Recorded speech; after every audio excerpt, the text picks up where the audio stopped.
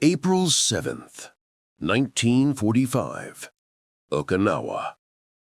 A 19-year-old farm boy from Missouri named Robert Brooks is staring at a problem that shouldn't exist.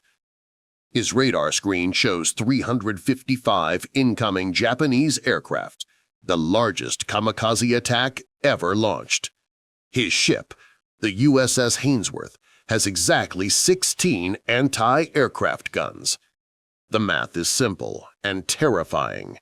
They're outnumbered 20-1. But Brooks isn't reaching for a gun. He's reaching for a radio microphone. And in the next 6 hours, this farm kid with a high school education is going to use a trick so unconventional, so brilliantly insane, that it will confuse, redirect, and help shoot down over 40 enemy aircraft without firing a single bullet from his own ship. This isn't a story about superior firepower. This is about how one teenager weaponized the most unexpected tool in modern warfare, the human voice itself, and how a communication innovation born from desperation became one of the most effective defensive tactics of the Pacific War. But before Brooks could save his ship, he had to solve a problem that had killed thousands of Allied sailors, a problem hiding in plain sight in the 1 second between hearing a command and executing it. Let's go back 8 months, August 1944. The Pacific Theater. The United States Navy had a dirty secret. Despite having superior technology, better trained crews, and more ships than Japan, they were losing the communication war in the most fundamental way possible. Ships were shooting at each other. Not enemy ships, Allied ships.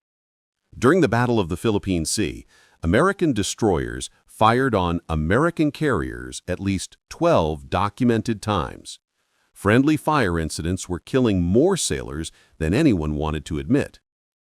The official reports buried these numbers under classifications like accidental discharge or communication breakdown.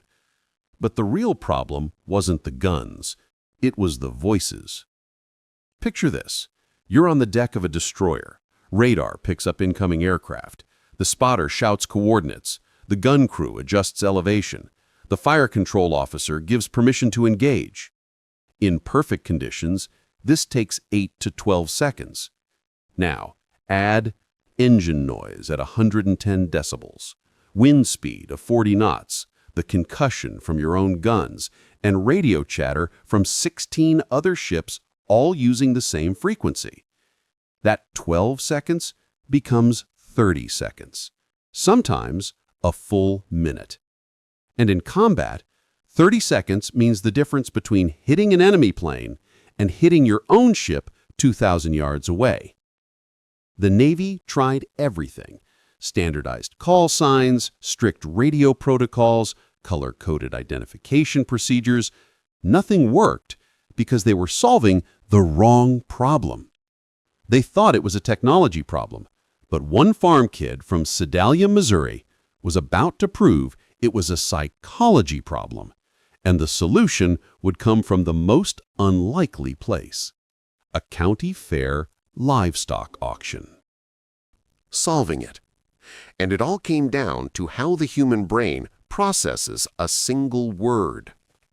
Robert Eugene Brooks grew up on 240 acres outside Sedalia, raising cattle and hogs.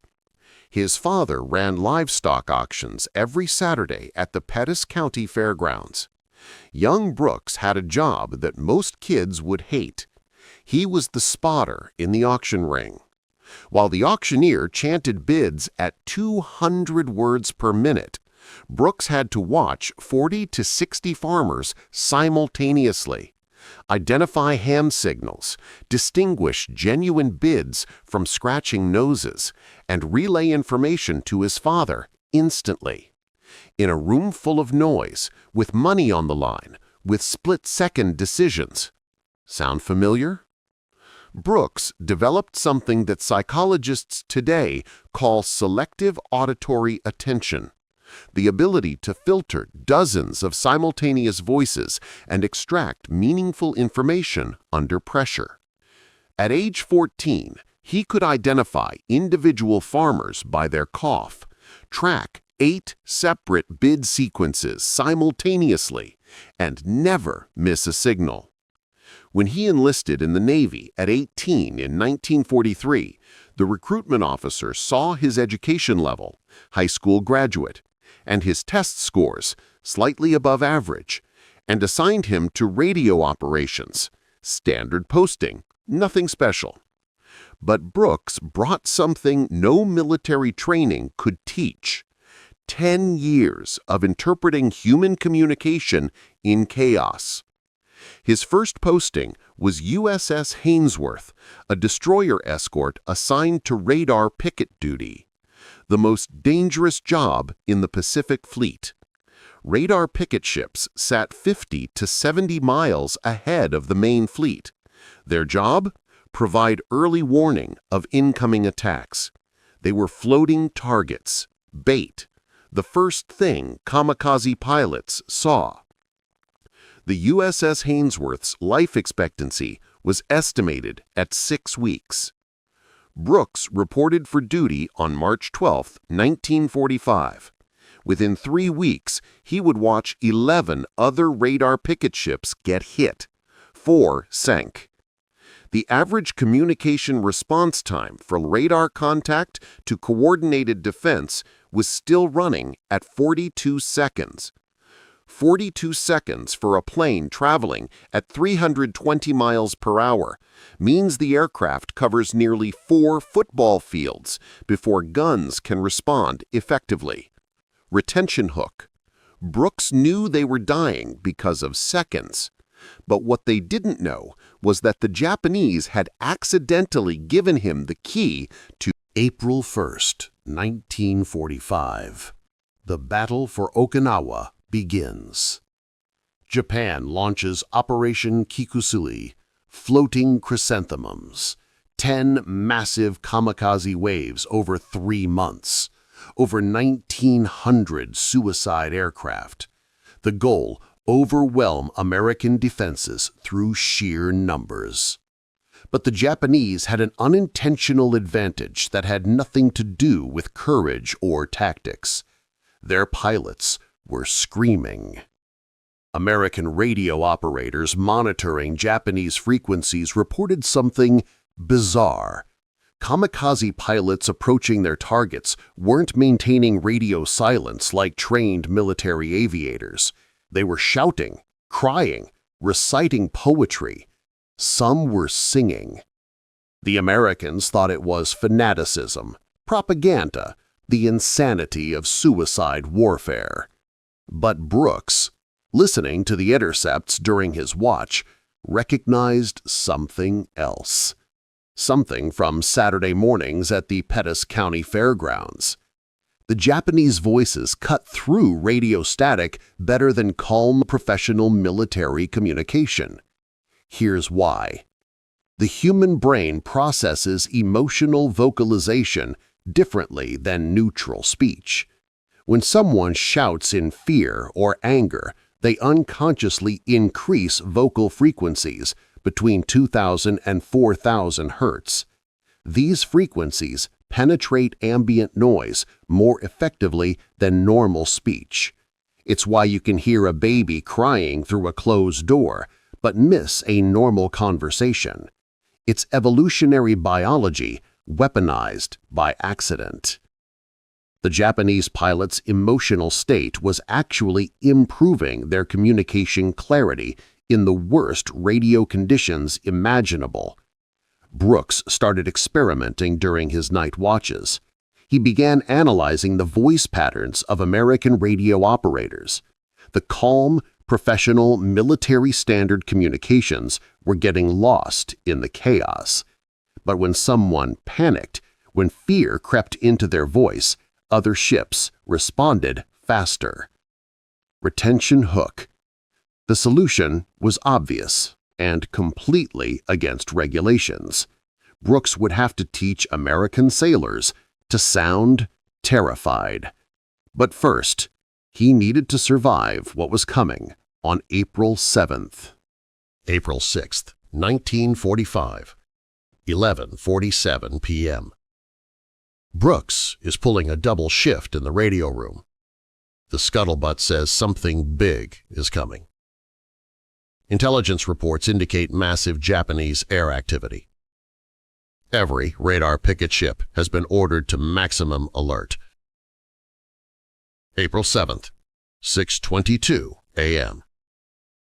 The radar screen lights up like a Christmas tree. The USS Hainsworth's SK-2 air search radar picks up the first contacts at 62 miles. Then more. Then more.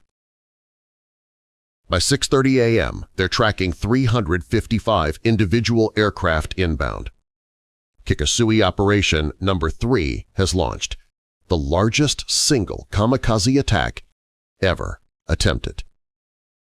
The USS Hainsworth is the closest picket ship. They will see the enemy first. They will get hit first. Captain Thomas Walsh orders General Quarters. 16 40mm and 20mm anti-aircraft guns are manned. Standard defensive protocol. Establish a defensive pattern. Coordinate with nearby ships. Engage targets at maximum effective range of 4,200 yards. Brooks is at his station, the TBY radio transmitter. His official job: relay radar contacts to the main fleet and coordinate with nearby picket ships. But Brooks sees the math immediately. 355 aircraft, maybe 20 Allied ships in defensive range. Average 42-second communication delay between radar contact, verbal coordination, and synchronized fire. They're going to die unless he breaks every communication protocol in the Navy manual. At 6:34 a.m., Brooks makes a decision. He doesn't ask permission. He doesn't follow procedure. He switches his transmission to open broadcast on the standard fleet frequency and starts talking. Not using call signs, not using proper naval terminology, not using a calm professional tone of military radio operations. He starts narrating like a livestock auctioneer calling a Saturday sale. What happened next violated every communication regulation, but it worked so well that the technique would be classified and studied for the next 15 years. Here's exactly what Brooks did. Brooks started broadcasting a continuous, rapid-fire stream of information using a technique called rhythmic anticipatory communication. Instead of radar contact, bearing 270, range 40 miles, speed 320 knots, requesting confirmation, he said, "Got 30 bogies at 270 coming fast, 40 miles and dropping, speeds 320, coming straight, no deviation, gonna hit Sector 7, that's Sector 7, 20 more behind them at 265, staggered high-low pattern. Everybody on 7 get ready, now!" No breaks, no pauses, no call signs, just continuous information flow. The nearby ships, USS Purdy, USS Cassin Young, USS Van Valkenburg, initially thought Brooks had lost his mind. Radio operators started to complain about protocol violations. Then, something extraordinary happened. The defensive response time dropped from 42 seconds to 11 seconds. Here's why it worked. First, continuous narration eliminated the delay of call and response. Ships didn't have to request information, it was already coming. Second, the rhythm created predictability. Gun crews knew when to expect the next update. They could anticipate rather than react. Third, the emotional urgency in Brooks's voice triggered faster cognitive processing. His tone said threat before his words did. Fourth, He eliminated military jargon that required translation. Sector 7 was instantly clear.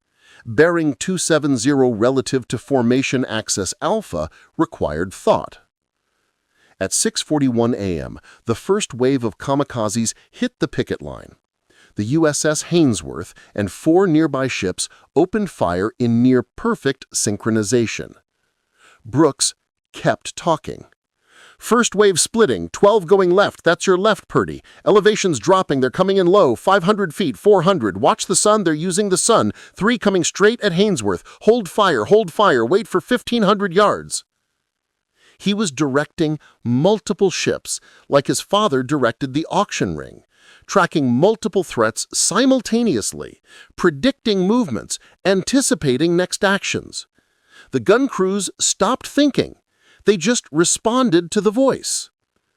Between 6:41 a.m. and 12:14 p.m., 5 hours and 33 minutes, the USS Hainsworth's coordination group engaged 127 aircraft.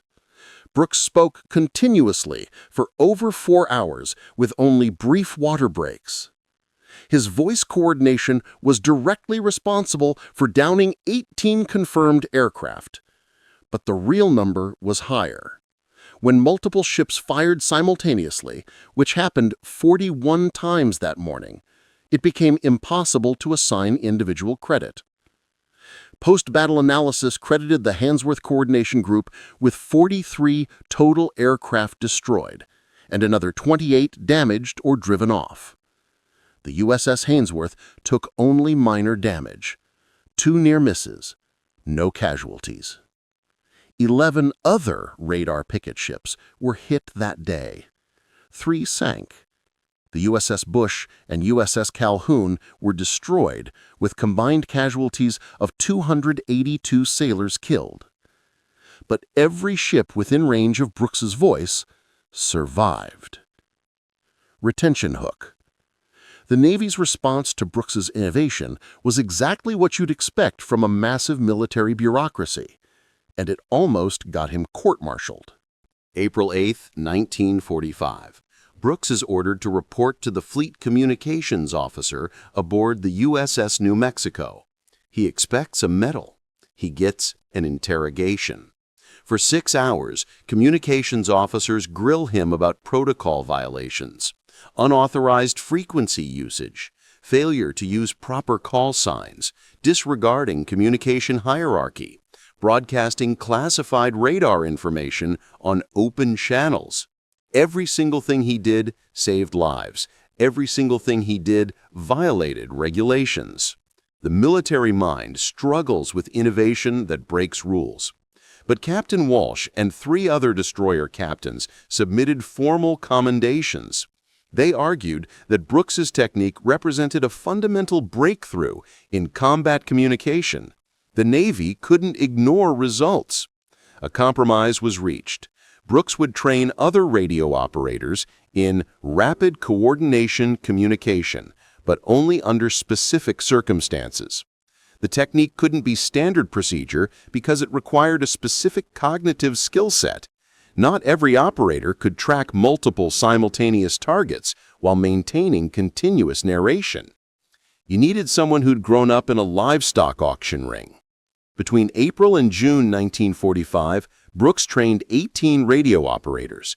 7 could perform the technique adequately, 3 showed real aptitude. The technique was used successfully in 9 more major engagements during the Okinawa campaign. Estimated total aircraft engaged using the technique, over 200.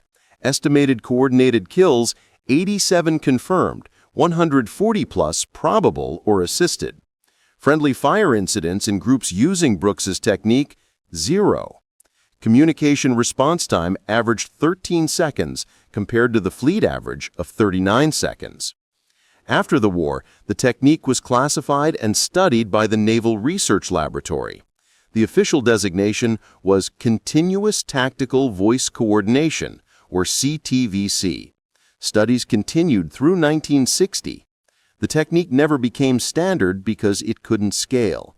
It required natural talent, not just training. But elements of Brooks's innovation influenced modern combat information center communication protocols, air traffic control procedures, and even emergency dispatch systems. Brooks himself received a Bronze Star with Combat V designation. The citation specifically mentioned innovative communication techniques under fire. He left the Navy in 1946, returned to Missouri, and ran his father's livestock auction business until retirement in 1987. He rarely talked about the war. But the real legacy of Brooks's crazy trick wasn't just the plane shot down. It changed how we think about communication under pressure in ways we still use today. Today, if you listen to air traffic controllers at a busy airport, you'll hear echoes of Robert Brooks.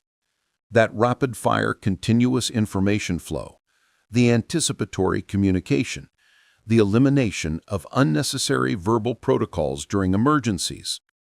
The Federal Aviation Administration studied naval combat communication techniques in the 1950s and adapted them for civilian use. The same principles Brooks used to coordinate ships against kamikazes now guide aircraft through crowded airspace. Emergency dispatch systems use similar techniques.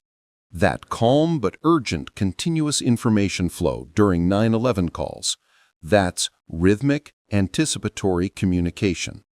Even modern military close-in weapons systems, the automated guns that defend ships today, use communication protocols influenced by CTVC research.